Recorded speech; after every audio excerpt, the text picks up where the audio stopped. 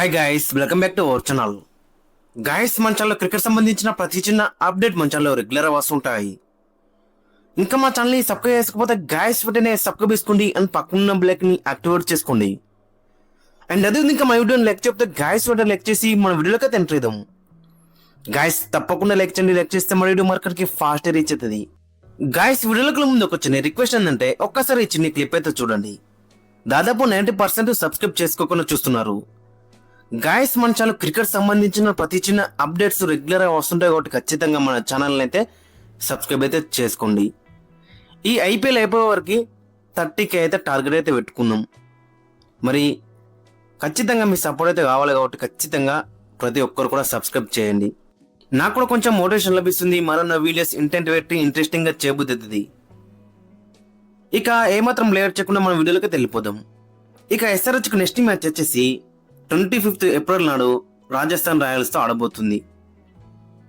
అక్కడ మెయిన్గా చూసుకుంటే లాస్ట్ మ్యాచ్లో మరి మనోళ్ళు ఏ విధంగా రాణించాలో చూసినాం. చెప్పాలంటే 7 మ్యాచ్లు టాస్ ఓడిపోయిండు కెప్టెన్. ఆయన టేబుల్లో థర్డ్ ప్లేస్లో అవుతుంది. 7 మ్యాచ్లో 4 గెలిచింది, 3 అయితే ఓడిపోయింది. అన్ని మ్యాచ్లు కూడా ఫస్ట్ బ్యాటింగ్ వేసి గెలిచింది టీం.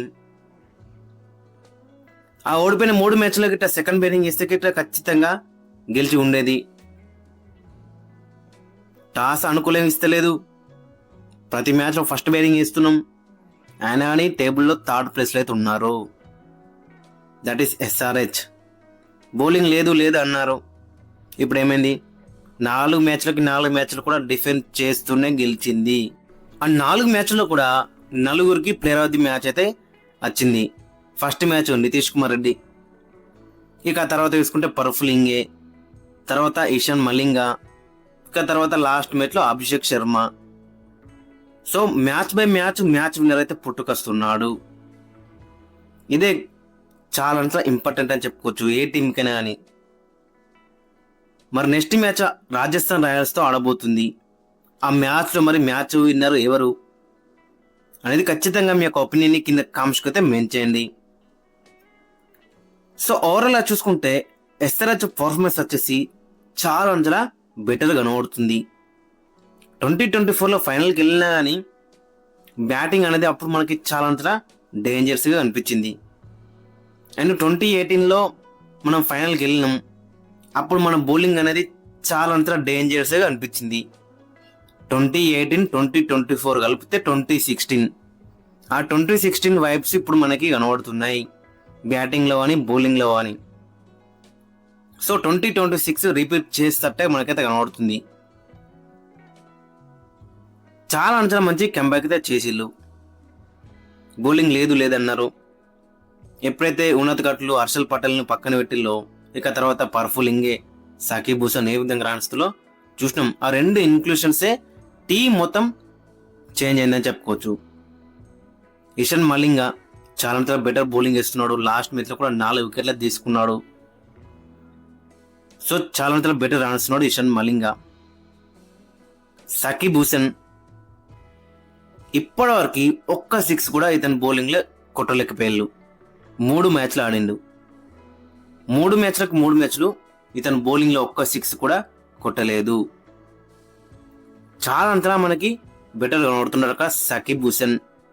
ఇక పర్ఫులింగే రాజస్థాన్ రాయల్స్ మ్యాచ్లో మనం చూసినాం కదా, ఫస్ట్ ఓవర్లోనే 3 వికెట్లు తీసి హిస్టరీనే క్రియేట్ చేసిండు. మరి అతను ఆడడా నెక్స్ట్ మ్యాచ్ మళ్ళీ రాజస్థాన్ రాయల్స్తో ఆడుతున్నాం కాబట్టి not to forget Ishan Kishan captaincy. చాలా బెటర్గా లీడ్ అయితే చేస్తున్నాడు. ఇక నెక్స్ట్ మ్యాచ్ ప్యాట్ కమిన్స్ కూడా ఆడే ఛాన్స్ మనకి ఎక్కువ కనబడుతుంది. మరి ప్యాట్ కమిన్స్ వస్తే ఎస్ఆర్హెచ్కి కెప్టెన్ ఎవరు? ఇషాన్ కిషన్ టేబుల్లో ఎస్ఆర్హెచ్ ఇప్పుడు థర్డ్ ప్లేస్లో అవుతుంది. చాలా మంచిగా లీడ్ చేస్తున్నాడు. 7 మ్యాచ్లు 4 గెలిపించిండు. అండ్ తన పర్సనల్లో కూడా ఎటువంటి ప్రెజర్ అయితే మనకైతే కనబడలేదు తన బ్యాటింగ్లో. మరి కమిన్స్ తీసుకుంటాడా కెప్టెన్సీ, లేదంటే ఇషాన్ కిషన్తోనే కంటిన్యూ చేస్తారా? ఐ థింక్ ఇషాన్ కిషన్తోనే వెళ్తే బెటర్ అయితే ఉంటుంది. మీరు అనొచ్చు 2024లో ప్యాట్ కమిన్స్ ఫైనల్ దాకా తీసుకువెళ్ళిందని.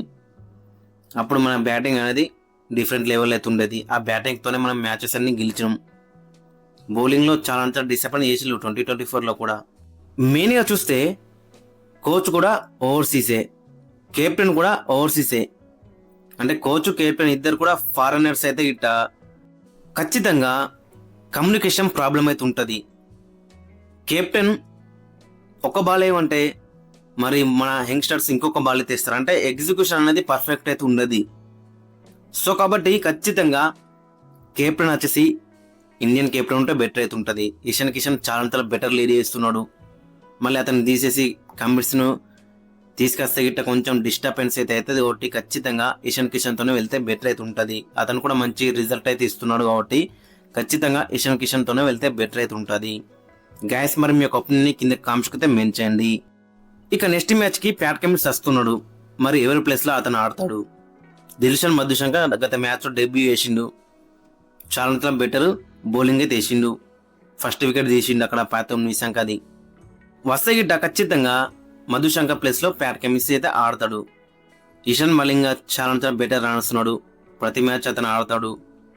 ఇక బ్యాటింగ్లో చూసుకుంటే ట్రావిస్ హెడ్ ఆడతాడు, హెన్రిచ్ క్లాసన్ ఆడతాడు.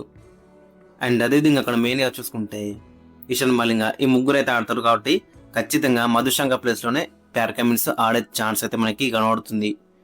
బట్ మధుశంక లెఫ్ట్ టైం వేరే ఇస్తాడు కాబట్టి ఖచ్చితంగా కొంచెం ఇబ్బంది అవుతుంది కాబట్టి, బట్ ప్యాట్ కమిన్స్ కూడా న్యూ బాల్తో బౌలింగ్ అయితే ఇస్తారు కాబట్టి నో ప్రాబ్లం అని చెప్పుకోవచ్చు. మరి పర్ఫులింగే గత మ్యాచ్లో ఇతన్ని డ్రాప్ చేసిళ్ళు, ఆర్ఆర్కి ఎగ్నెస్ట్గా మరి చాలా బెటర్ ఆడిచిళ్ళు. మళ్ళీ ఆర్ఆర్తో ఆడుతున్నాం, మళ్ళీ ఇతను తీసుకొస్తారా? ఖచ్చితంగా తీసుకురావాలి. బట్ ఒక బ్యాటర్ని కూర్చోబెట్టి ఇతను తీసుకొస్తే బెటర్ అయితే ఉంటుంది. ఎందుకంటే గత మ్యాచ్లో మనం చూసుకుంటే 242 కొట్టిళ్ళు, జస్ట్ 2 వికెట్స్ మాత్రం పడ్డాయి. ఆల్రెడీ ప్యాట్ కమిన్స్ వచ్చింది కాబట్టి అతను కూడా బ్యాటింగ్ అయితే చేస్తాడు, డౌన్ ది ఆర్డర్. శివం కుమార్ చేస్తాడు, హర్ష దుబే బ్యాటింగ్ కూడా చేస్తాడు. సో కాబట్టి అంకిత్ వర్మ ప్లేస్లో పర్ఫులింగ్ అనేది తీసుకొస్తే బెటర్ అయితే ఉంటుంది. లేదు ఫస్ట్ బ్యాటింగ్ చేస్తే గిట్ట ఖచ్చితంగా అంకిత్ వర్మ అండ్ పర్ఫులింగ్ అని ఇంపాక్ట్ ప్లేయర్స్ పెట్టాలి. ఒకవేళ బ్యాటింగ్ గిట్ట కొలాప్స్ అయితే గిట్ట అంకిత్ వర్మ వస్తాడు, లేదనుకుంటే గిట్ట పర్ఫులింగే అయితే వస్తాడు అని చెప్పుకోవచ్చు. ఇక ఫైనల్గా నెక్స్ట్ మ్యాచ్కి ప్లేయింగ్లో అక్కడ మనం చూసుకుంటే అభిషేక్ శర్మ, ట్రావిస్ హెడ్ ఓపెనింగ్లో బరిలోకి దిగుతారు. నెంబర్ 3లో ఇషాన్ కిషన్, నెంబర్ 4లో హెన్రిచ్ క్లాసన్, నెంబర్ 5లో నితీష్ కుమార్ రెడ్డి, నెంబర్ 6లో సలీల్ అరోరా, నెంబర్ 7లో శివం కుమార్, నెంబర్ 8లో హర్ష దుబే, నెంబర్ 9లో ప్యాట్ కమిన్స్ దాకా బ్యాటింగ్ అయితే మనకైతే కనబడుతుంది. 10లో సాకిబ్ హుసేన్, 11లో ఇషాన్ మలింగ, ఇంపాక్ట్ ప్లేయర్స్గా అంకిత్ వర్మ, 6 పర్ఫులింగే. ఫస్ట్ బ్యాటింగ్ వేస్తే గిట్ట ఇద్దరిని ఇంపాక్ట్ ప్లేయర్స్గా పెట్టాలి, అంకిత్ వర్మ అండ్ పర్ఫులింగేని. ఇక మెయిన్గా చూసుకుంటే ట్రావిస్ హెడ్ ఫామ్ అనేది కొంచెం మనకి ఇబ్బంది అయితే కనబడుతుంది. గత మ్యాచ్లో స్టార్ట్ అందుకున్నాడు, బట్ పెద్ద కింద అయితే కనబడలేకపోయాడు. సో ట్రావిస్ హెడ్ గిట్ట ఫామ్లోకి వస్తే మాత్రం చాలా డెడ్లీగా అయితే ఉంటుంది. బట్ ఓవరాల్గా చూసుకుంటే చాలా బెటర్ రన్స్ ఉంది. ఇక నెక్స్ట్ మ్యాచ్కి వచ్చేసి ప్యాట్ కమిన్స్ వస్తారు కాబట్టి చాలా బెటర్గా బౌలింగ్ అయితే ఉండే ఛాన్స్ కనబడుతుంది. ఆల్రెడీ డెడ్లీగా ఉంది, ఇంకా డెడ్లీగా మారే ఛాన్స్ అయితే కనబడుతుంది. గైస్ మరి మీ యొక్క ఒపీనియన్ అయితే కింద కామెంట్స్ అయితే మెన్షన్ చేయండి. అండ్ మీ యొక్క ప్లేయింగ్ లెవెన్ కూడా కింద కామెంట్స్ అయితే మెన్షన్ చేయండి.